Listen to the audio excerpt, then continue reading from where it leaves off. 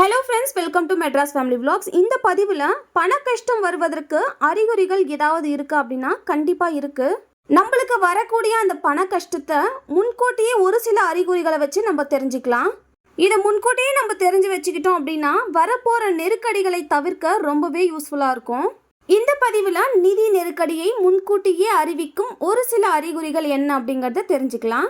Video skip பண்ணாமல் பார்த்துட்டு அந்த அறிகுறிகள் என்னென்ன, அதுக்கான பரிகாரங்கள் என்னென்ன அப்படிங்கிறத இந்த வீடியோ மூலமா தெரிஞ்சுக்கோங்க. வாங்க வீடியோக்குள்ளே போகலாம். இந்து மதம் அப்படின்னு சொன்னாலே துளசி செடி நம்மளோட வீட்டில் தெய்வமாக வணங்கப்படும் ஒரு புனிதமான தாவரம் இல்லையா? போதுமான பராமரிப்பு இருந்தும் கூட செடி காய்ந்து போகுது அப்படின்னா கண்டிப்பாக அந்த வீட்டுக்கு வறுமை ஆரம்பமாகும் அப்படிங்கிறது அர்த்தம். காரணமே இல்லாமல் வீட்டில் அடிக்கடி வாக்குவாதம், சண்டை, எரிச்சல், கோபம் இதெல்லாம் நிறைய இருக்குது அப்படின்னா கண்டிப்பாக அந்த இடத்துலையும் நிதி நெருக்கடி ஏற்படுவதற்கு வாய்ப்புகள் அதிகம். அதனால முடிஞ்ச வரைக்கும் வாக்குவாதம் அப்படிங்கிறத குறைச்சிக்கிறது நல்லது. இது மட்டும் இல்லாமல் கிரகதோஷம், வாஸ்து தோஷம் இந்த மாதிரி பிரச்சனைகளும் இதற்கான காரணமாக இருக்கலாம். அதுக்கப்புறம் முக்கியமாக கவனிக்க வேண்டிய ஒரு விஷயம் அப்படின்னா வீட்டில் கண்ணாடி அடிக்கடி உடஞ்சி போகுது, கண்ணாடியிலான பொருட்கள் அடிக்கடி உடஞ்சி போகுது அப்படின்னா அந்த வீட்டுக்கு நிதி இழப்பு நிச்சயமாக நிகழும். ஆல்ரெடி வறுமையில தான் இருக்கும் அப்படின்னா கண்ணாடி பொருட்கள் வீட்டில் உடையுது அப்படின்னா இருக்கிறத விட இப்போ இருக்கிற நிலைமையை விட ரொம்பவே அதிகமான வறுமையை ஏற்படுத்தும்.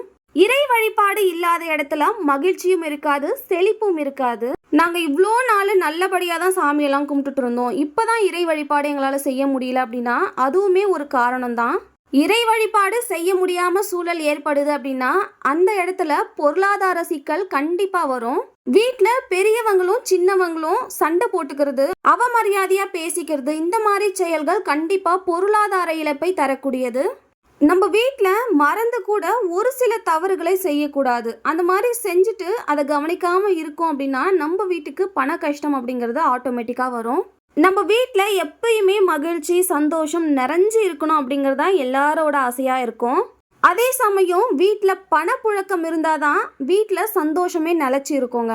ஆனால் இந்த மாதிரி அதிர்ஷ்டம் எல்லாருக்குமே அமைஞ்சிடாது. பணமும் மகிழ்ச்சியும் எப்போதுமே இருக்கும் அப்படிங்கிறது சாத்தியம் கிடையாது. வீட்டில் கஷ்டம் வருது அப்படின்னா ஒரு சிலர் வீட்டை மாற்றிடலாம் அப்படின்னு யோசிப்பாங்க. ஆனால் வாடகை வீடாக இருந்தால் கண்டிப்பாக மாற்றிடலாம். இதுவே சொந்த வீடாக இருந்தால் என்ன பண்ணுறது? இந்த மாதிரி பணம் கையில் தங்காமல் சரியான வருமானம் இல்லை அப்படின்னா வீட்டில் நம்ம ஒரு சில விஷயங்களை கவனிக்கணும். நம்மளுக்கே தெரியாமல் நம்மளோட வீட்டில் நம்ம செய்கிற தவறுகள் தான் இதற்கான காரணமாக இருக்குங்க. அந்த மாதிரி நம்ம செய்யக்கூடாத தவறுகள் என்ன அப்படிங்கிறத பற்றி இந்த பதிவில் தெளிவாக கொடுத்துருக்கேன். வீடியோ ஸ்கிப் பண்ணாமல் பாருங்கள். பொதுவாக வீட்டில் லக்ஷ்மி கடாட்சம் நிறைஞ்சு இருக்கிற இடம் அப்படின்னு பார்த்தீங்கன்னா கண்டிப்பாக நம்மளோட பூஜை அறையாக தான் இருக்கணும். நம்ம வீட்டில் பூஜை அறை எந்த திசையில் இருக்குது அப்படிங்கிறத கண்டிப்பாக கவனிக்க வேண்டிய ஒரு விஷயம். அடுத்ததாக பூஜை அறையில் இருக்கிற சாமி படங்களை சரி பார்க்கணும். அதில் நோட் பண்ண வேண்டிய விஷயம் என்னென்னா 2 சாமி சிலைகள், விக்கிரகங்கள் எதிரெதிரே பார்த்துட்டு இருக்கு அப்படின்னா அதை மாற்றி அமைச்சு வச்சுக்கோங்க. இந்த மாதிரி சாமி சிலைகள் எதிரெதிரே அவங்கவுங்களை பார்த்துக்க கூடாது அப்படின்னு சொல்லுவாங்க. இந்த மாதிரி இருக்கிறது மூலயமா நம்மளோட வீட்டில் செலவுகள் அதிகமாக இருக்கும், வருமானம் ரொம்பவே கம்மியாக இருக்கும். அதனால் இந்த மாதிரி யாராவது வச்சுருக்கீங்க அப்படின்னா அதை தயவு செஞ்சு மாற்றி வச்சுக்கோங்க. அதுக்கு அடுத்து கவனிக்க வேண்டிய ஒரு விஷயம், வீட்டில் உடஞ்ச கண்ணாடி, அதுக்கப்புறம் கண்ணாடி பொருட்கள் ஏதாவது விரிசல் விட்டுட்டுருக்கு அப்படின்னா அதை தயவு செஞ்சு வீட்டில் வச்சிருக்க கூடாது. நான் ஆல்ரெடி சொன்ன மாதிரி இந்த மாதிரி உடஞ்ச கண்ணாடி பொருட்கள் வீட்டில் இருக்குது அப்படின்னா நிதி சிக்கல் ஆட்டோமேட்டிக்காக வரும். விரய செலவுகள், அதாவது நிறைய செலவுகள் அதிகரிக்கும். நான் ரொம்பவே முக்கியமாக ஒரு விஷயம் இப்போ சொல்ல போகிறேன், அதை ஸ்கிப் பண்ணாமல் கேளுங்க. உடஞ்ச சாமி சிலைகள், அதே மாதிரி கிழிஞ்சு போன சாமி படங்கள் இதெல்லாம் வீட்டில் வச்சுக்கிட்டீங்க அப்படின்னா தீராத பண கஷ்டம், வீட்டில் மூதேவி குடியிருப்பா, நிறைய தரித்திர நிலையை அடையக்கூடும்.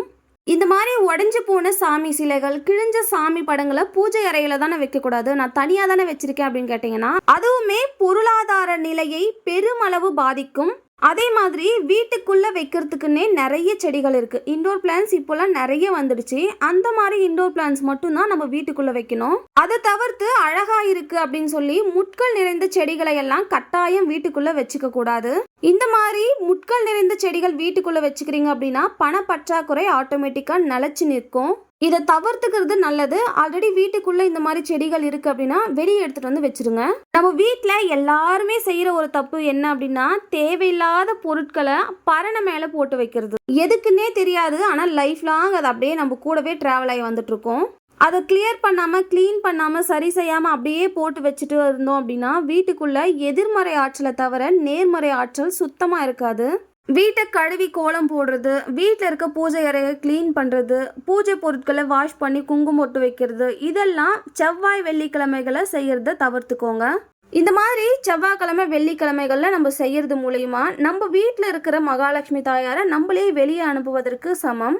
இதனால் பெருமளவு பண கஷ்டம் கண்டிப்பாக உண்டாகும். மகாலட்சுமி தாயாரே போயிட்டாங்க அப்படின்னா அந்த இடத்துல எப்படி பண கஷ்டம் தீரும்?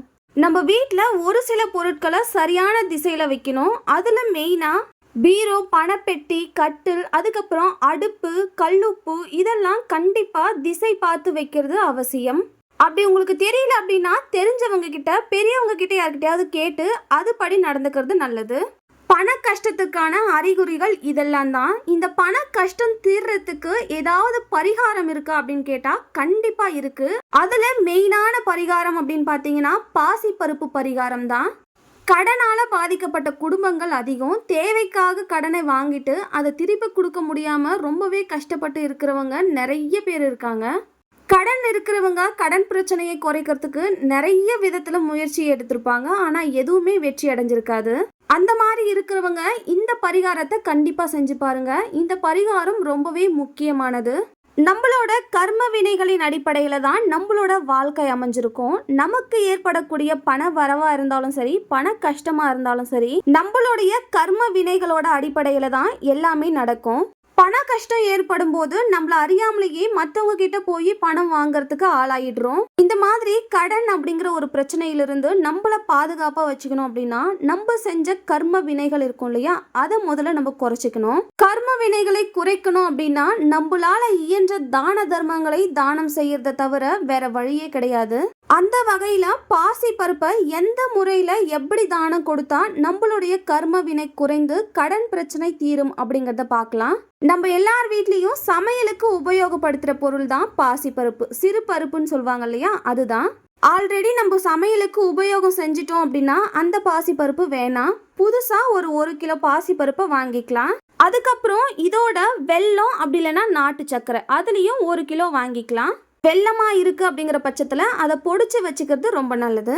தினமும் நைட்டில் நம்ம தூங்க போகிறதுக்கு முன்னாடி ஒரு சின்ன பாத்திரம் ஏதாவது எடுத்துக்கிட்டு நம்மளோட கையில் 1 கைப்பிடி அளவு பாசிப்பருப்பு, 1 கைப்பிடி அளவு வெல்லம், இது ரெண்டும் மூழ்கிற அளவுக்கு தண்ணி ஊற்றி வச்சுக்கிட்டு அதை அப்படியே மூடி வச்சிடலாம். அடுத்த நாள் காலையில் எழுந்து ஆஸ் யூஷுவல் நல்லா சுத்தமாக குளிச்சதுக்கு அப்புறமா பாசிப்பருப்பு, நம்ம ஊற வச்சிருக்க பாசிப்பருப்பு, வெல்லம், இது ரெண்டுத்தையும் எடுத்துட்டு போய் வீட்டு பக்கத்தில் இருக்க பசுமாட்டுக்கு தானமாக கொடுத்துட்டு வாங்க. தினமும் இந்த முறையில் நம்ம பாசிப்பருப்பை தானமாக தர்றது மூலயமா நம்மளுடைய கர்ம வினைகள் குறைஞ்சு போகிறது மட்டும் இல்லாமல் கடன் பிரச்சனையிலிருந்து படிப்படியாக குறைய ஆரம்பிக்கும். இந்த பரிகாரத்தை என்னைக்கு வேணால் நம்ம ஸ்டார்ட் பண்ணலாம். இந்த நேரத்தில் தான் ஸ்டார்ட் பண்ணணும், இன்றைக்கி தான் ஸ்டார்ட் பண்ணணும், இன்றைக்கி தான் முடிக்கணும், இந்த நேரத்தில் முடிக்கணும், அந்த மாதிரி எந்த ஒரு விதியும் கிடையாது. எவ்வளோ நாட்கள் வேணாலும் நம்ம செய்யலாம். எவ்வளோ நாட்கள் உங்களால் முடியுதோ அவ்வளோ நாட்கள் பசுமாட்டிற்கு இந்த மாதிரி ஒரு தானத்தை நீங்கள் கொடுக்கலாம். ரொம்பவே எளிமையான இந்த பரிகாரத்தை முழு நம்பிக்கையோடு செய்பவர்கள் வாழ்க்கையில் கர்ம வினைகள் குறைவதோடு அவங்களோட கடன் சுமையும் தீரும். இந்த வீடியோ உங்களுக்கு யூஸ்ஃபுல்லாக இருந்திருக்கணும் நம்புகிறேன். இந்த வீடியோ பிடிச்சிருந்தா லைக் அண்ட் ஷேர் பண்ணிவிட்டு நம்ம சேனலை சப்ஸ்கிரைப் பண்ணிக்கோங்க. மெட்ராஸ் ஃபேமிலி விலாக்ஸ்க்கு சப்போர்ட் பண்ணுங்கள். தேங்க்யூ. அடுத்த ஒரு இன்ட்ரெஸ்டிங்கான விலாகில் பார்க்கலாம். Tata, bye bye.